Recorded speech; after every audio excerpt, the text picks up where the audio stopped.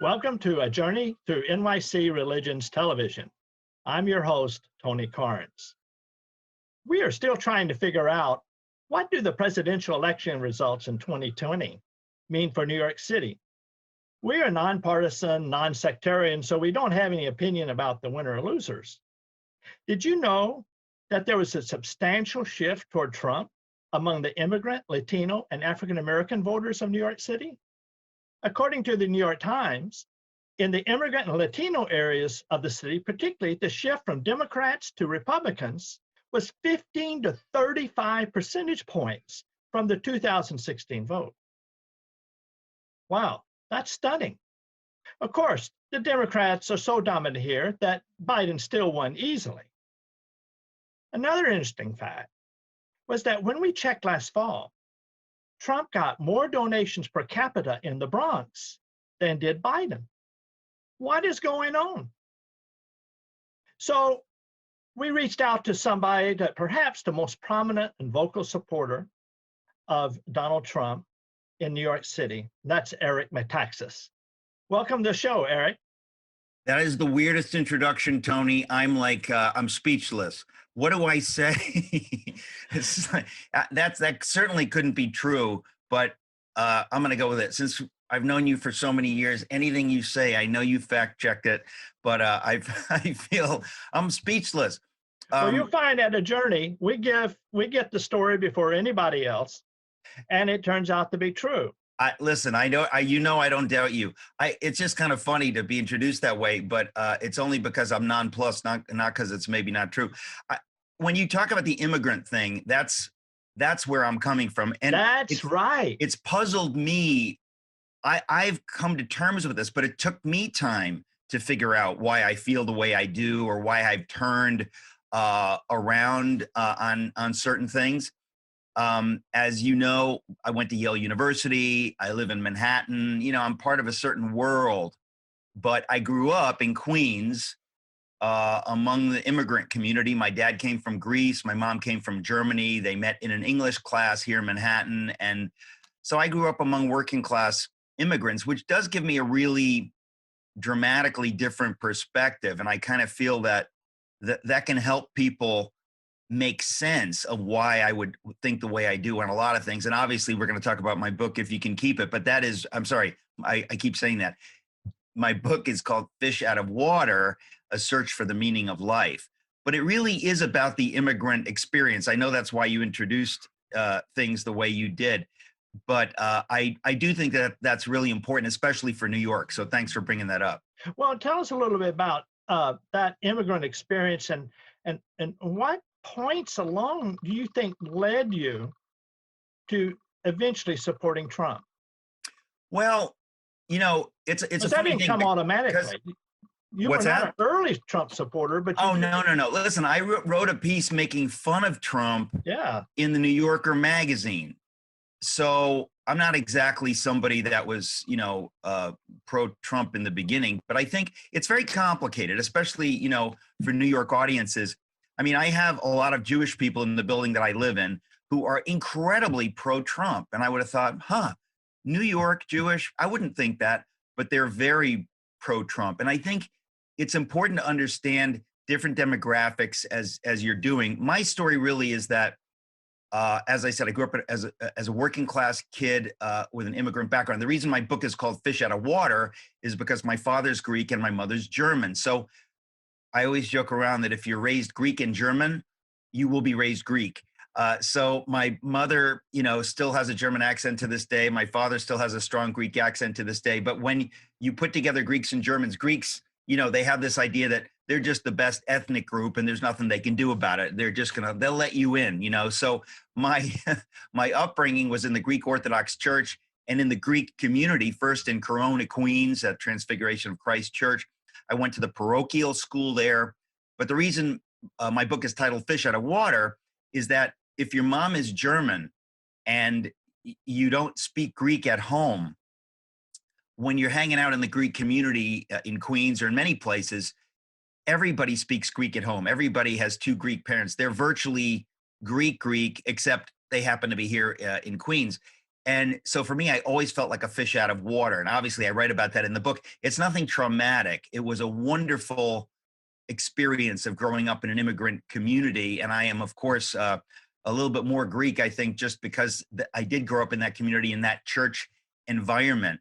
But it is so different. When I came to, when we moved to Connecticut, Danbury, Connecticut in 1972, I suddenly thought, wow, I really am an immigrant from New York, because I felt like I had moved to America. It was a completely different environment. It was still a working class environment. It wasn't like Darien or Greenwich or anything, but it really was fascinating to me how steeped I was. And in writing this book, actually, I have become more clear on how very dramatically different growing up in an immigrant New York community was than growing up, someplace in the suburbs where kids ride bikes and stuff. But for us, it was just, it was just different.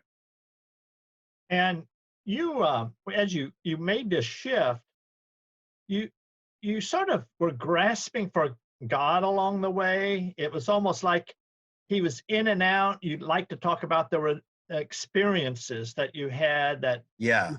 I mean, yes. And the reason I do that is because I don't think most people are necessarily looking for God. They're just going through life just like I was. I was not, running from God. I was not running toward God. I was just a kid growing up, normal kid. And I think when you grow up in a faith community like the Greek Orthodox Church, you kind of take everything for granted. You just figure, well, if I'm not Jewish, I'm not atheist, I'm not Buddhist, I'm not Muslim, I guess, we're Christians. But we never really got clarity on what is it that we believe. Do we really believe this? Do we really believe what we shout and sing at Easter? Christos anesti ek nekron, thanaton thanaton patisas. It's this incredible thing to say that Jesus rose from the dead. And when I got to college, obviously I thought, do I believe this? I have no idea if I believe this. And I actually think that's typical for a lot of people. They're not against things. They're just going through stuff. And so I did have some experiences with God. It wasn't like a secular church experience, but it's just weird. One of the times that I really had, the first time I heard what Christians call the gospel, the good news, I was in a Russian Orthodox church. The Greek Orthodox youth group, the Goya, we'd been sent off to a Russian Orthodox church in Danbury, Connecticut.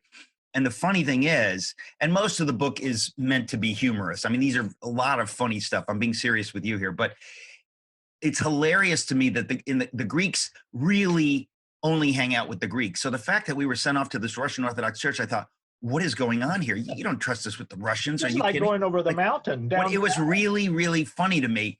And the priest at this Russian Orthodox church was delightful. And he was very humble. He was American, Pretty young also. And he was quite young.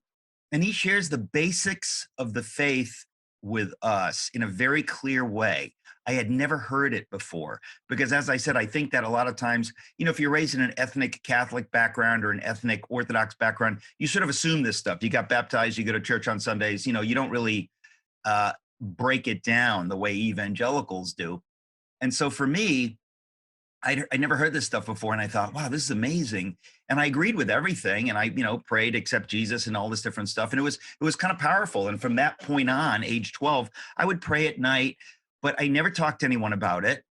And I never had any discipleship or anybody following up. It was like, that was it. And later on, when I was in high school, I had a friend that I met, working, I was working as a cashier at Marshall's or something.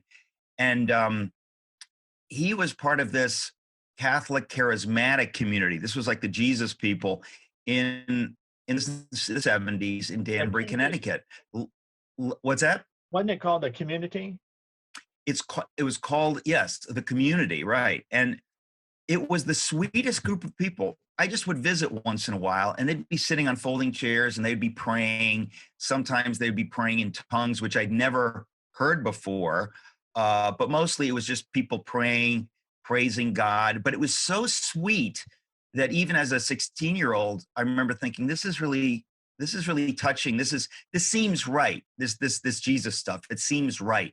And so that kind of encouraged me a little bit, maybe a lot, at the time. But then I went off to college, and in college, same thing. I didn't really talk to anybody about faith.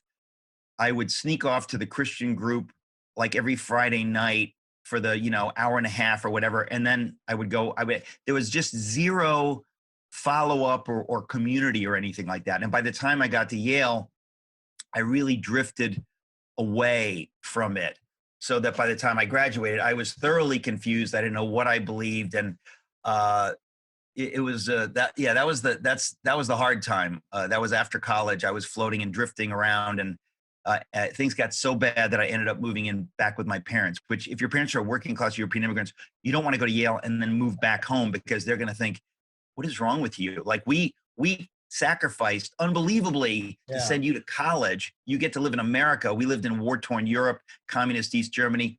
Like, what's the problem? It was a hard time. But I mean, I write about this all in the book, and it's obviously, a lot of it is really beautiful, because the love that my parents had for me, I see now, was the undergirding of my life, that just to give me a sense that I really am loved. And even though they might not have known theologically or intellectually that this is the love of Jesus being passed through us to our son, it doesn't matter that they knew it explicitly. It was the love of God. And it really, that's to me the baseline of my life. It's what kept me going when things got really dark.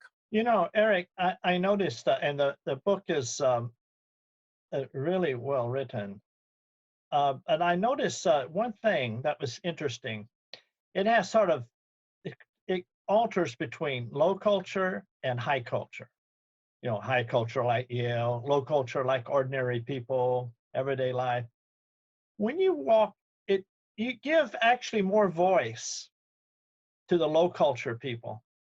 They're and which I don't mean low culture. I mean in this technical sense, that the populace, the popular culture, your parents, your relatives, also people you ran across in your workplace, like the painters that you worked with, or the guy down in the village, the relative or distant relative you stayed with. They're memorably etched. You can read them and you'll never forget them. They're so gripping and so sometimes sort of tough, but honest. And you start this sort of low culture richness when you write about your family in Greece and about here. Which one of your relatives, your grandfather or your aunt or your grandmother who your father stayed with, who do you think you etched most perfectly the character who you wrote? Well, I don't know that I etched anyone perfectly, much less most perfectly. I'm grateful that you think that I've done a good job. I mean, listen, I've been writing my whole life, which now extends many decades. And I got to tell you, writing about oneself is the strangest experience. I mean, it really is the strangest experience, because we naturally tell stories about ourselves, right? We say, oh, I was here and here's what happened. I was there and here's what happened. And so I've told stories my whole life very naturally. And you tell them over and over. And when you finally sit down to write them, you realize, well, it really is like a tape recorder. I know exactly how I'm going to tell the story.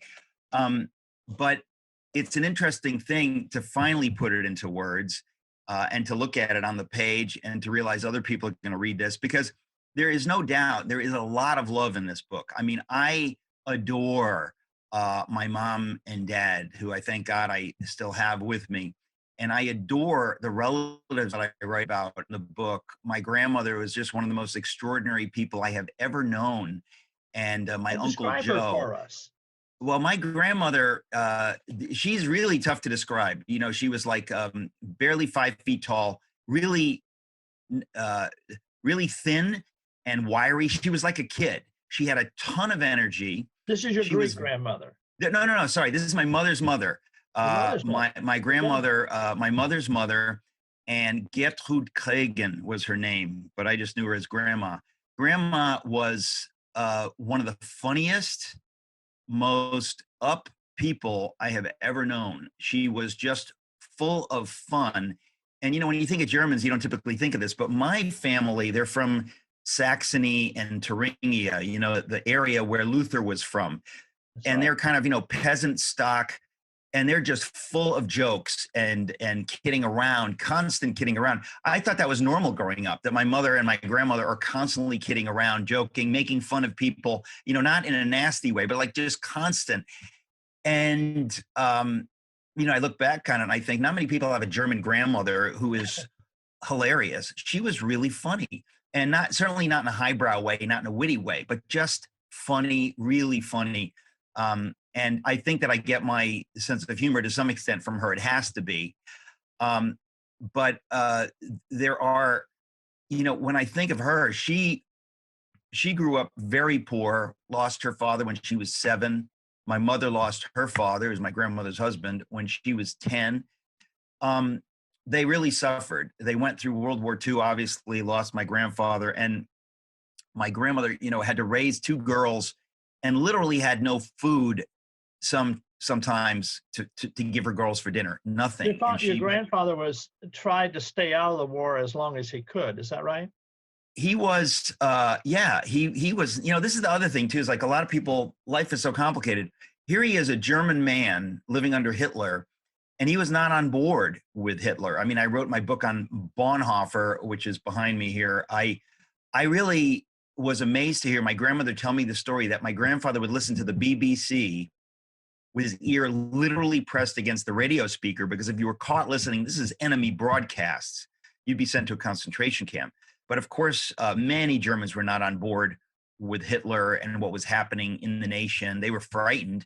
And he tried to stay out of the war. And his friend, or rather, it was a family friend who ran the factory where he worked. He worked in a sewing machine factory in Altenburg. And he was able to keep him working in the factory until 1943. So he didn't have to go off to battle, but eventually 43 he went, and in 44 he was killed. Train was blown up by partisans on the way to the Russian front. It's one of these horrifying things. And my grandmother, it's so obvious how much she loved my grandfather. It's just so obvious from the stories she would tell about him over the years. And my grandmother really had spiritual experiences. She was not a churchgoer. She was not somebody who read the Bible, but she knew God. She knew Jesus and prayed every morning and every night. And it was very real for her, very real and very simple. And she had a number of experiences with God. So she was not a religious person. And yet she knew God and walked with God. It's really extraordinary to me to think about that, because it didn't mean much to me at the time. But then in retrospect, once I came to faith, I realized that, that's where she got a lot of her inner peace and joy that was so clear in her life, and that she shed abroad in our family at every opportunity. It's really amazing the difference one person can make. I noticed in your book, A Fish Out of Water, which we'll have a link to on our with our program, that one thing that often moved you close to God, or at least think about God, was music. I didn't realize you were so musically attuned. And yet, over and over again, you respond to sound, music, rhythm, and it brings you to a recognition of God. Were you conscious of that at the time? I'm not even conscious of it now until you mentioned it. So now I'm going to ask you, Tony Carnes, what do you mean? Because I'm fascinated that you picked that up. What specifically did you pick up? Because I am very musical, but I'm not at all conscious of having put any of that in the book, or of having any relationship between that and my faith. So now I'm fascinated what you picked up. Well, let me give a really big example, which is the more subtle examples are, of course, in some ways more important. But let me give a really big example. You decide to sing a cappella. Was it Amazing Grace? Oh, yeah. Well, that's only 9 years ago. President Obama and the Senate leaders had invited me to speak at the National Prayer Breakfast in 2012. My Bonhoeffer book came out in 2010. And in 2012, when President Obama was in office, I was invited. And so many years before, I had seen Garrison Keillor at the Boston Opera House in 1985 during the lean years when I was struggling and stumbling around. And Garrison Keillor, at the end of this evening, led 2,500 people at the Boston Opera House in singing Amazing Grace a cappella. And it was so moving. It was so transcendent that it was like a religious experience to me, even though I was not walking with God consciously at that time. I was not, any kind of a Christian particularly, but I was so moved by it. And then many years later, I get invited to the, Washington prayer breakfast, and President Obama's right here, and Vice President Biden's right here, and Nancy Pelosi's here, and right in front of me is Hillary Clinton, and I get to speak about Jesus and about Bonhoeffer and about Wilberforce. I mean, it was an amazing thing, and I got this crazy idea because the year before I spoke, Francis Collins spoke. He's the head of the National Institutes of Health, super genius scientist who's a Christian. He spoke the year before I did. And at the end of his talk, he pulled out a guitar and played a hymn. And I thought, you know what? That would be pretty wild if I led everybody, including President Obama, in singing Amazing Grace a cappella, because everybody knows the lyrics to Amazing Grace, or at least to the first verse. So I did that. And it was, people can watch it. If they go to my website, which is just my name, ericmetaxas.com, there's a video of the National Prayer Breakfast. And at the end of it, everybody sings Amazing Grace. So it was really moving for me. And I should really be clear, this book is utterly apolitical. There's just nothing political in the book. It's meant to be, just a portrait, of the artist as a young man, I guess, growing up and trying to make sense of life. And I say it's a search for the meaning of life, which I find at the end of it, around my 25th birthday, I come to faith rather miraculously. There's no way around it. But the book is not particularly theological, and it's it's utterly apolitical. It's just the story of me growing up. And I feel like I want people who are not on the same page as me politically or theologically to just read it because it's a good read, because it's funny, because it's well written. Hopefully, there's some parts where it's very wistful. I want people to read it for that reason, because I don't think of it as a Christian book. I just think of it as a book of me in my young life. The very ending, I have this experience, but before that, it's just me as a young person trying to figure things out. I get a couple of examples of you orientating to sound, and sometimes it was just sound that you orientated to. I remember you took to bed with you, or maybe it was your father, I guess, took to bed a bunch of cicadas. Yes. And you say there was a prehistoric racket for many days. That's a story. My father's told me these stories my whole life. And I'm so thrilled that I was able to put them in this book. He talks about when he was 5 years old. So this would be 1932. He's in Mavrata, which is in Cefalonia, Greece, which of course I write about in the book. I write a lot about my Greek background and my Greek family. I write about my German background and my German family, and about those places, the villages in Germany, Großstubnitz and Mavrata in Kefalonia. And I write about my father living with his father. It was his mother. I don't know if they separated the parents, but my father at age 5, 6, 7, 8, 9, 10 is living with his father alone in the village, whereas his mom and 2 older brothers are in the capital city, going to school there. And my father, they have siestas because it's so hot in the summer, where everybody goes to sleep in the middle of the day, and they stay up late and get up early. And while his father was sleeping, he snuck around and caught cicadas, which is really not easy to do. Maybe he was older than 5, maybe he was 7 or something, but he caught these cicadas and put them in a cigarette carton and then closed it after he caught a bunch of them, and he closed it and then fell asleep, and they got out while he was sleeping, and they went to every unknown corner of the house where they made this din for days and days on end because they're incredibly loud. But look, that's just one. There's so many stories like that in the book, just crazy stories. You called it Punishing Prehistoric Racket. I'm glad you appreciate my writing. That means a lot to me because, I think of myself as a literary writer, and this is really a literary memoir more than a spiritual memoir for sure. But I also know here's another example. The village's volunteer fire brigade beautifully played their brass instruments behind a horse-drawn bier carrying her papa. That was 1912. My grandmother told me this story so many times. She was born in 1905, and she told me this story so many times when her father died. She was 7, and she painted it so vividly. The winter of 1912, her father, she loved her father so much, and he died. He was only 48, and she remembers walking behind the horse-drawn bier with the volunteer fire department playing their brass instruments, and how moving and beautiful it was, and how she was just weeping. And there's a lot of those things. There's that kind of stuff, and then of course there's insane, goofy, loony stories. But I just told it all. Yeah, just told it all.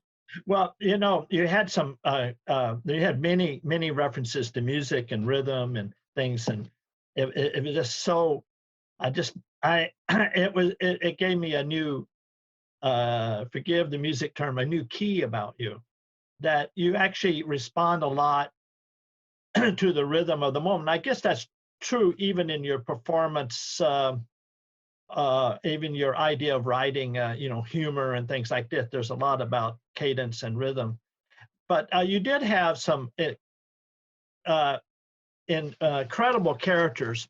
I hope everybody comes to enjoy this book. You also wrote a book on Bonhoeffer and a book on Wilberforce. It called the nation to stand up for, and I think those 2 books undoubtedly led you to stand up for what you thought Trump was for.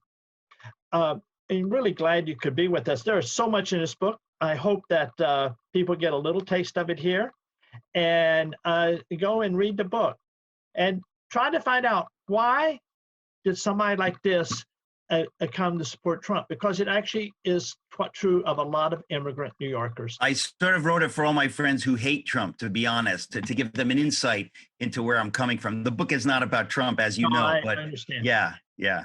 I'm Tony Carnes, A Journey Through NYC Religion. Thank you.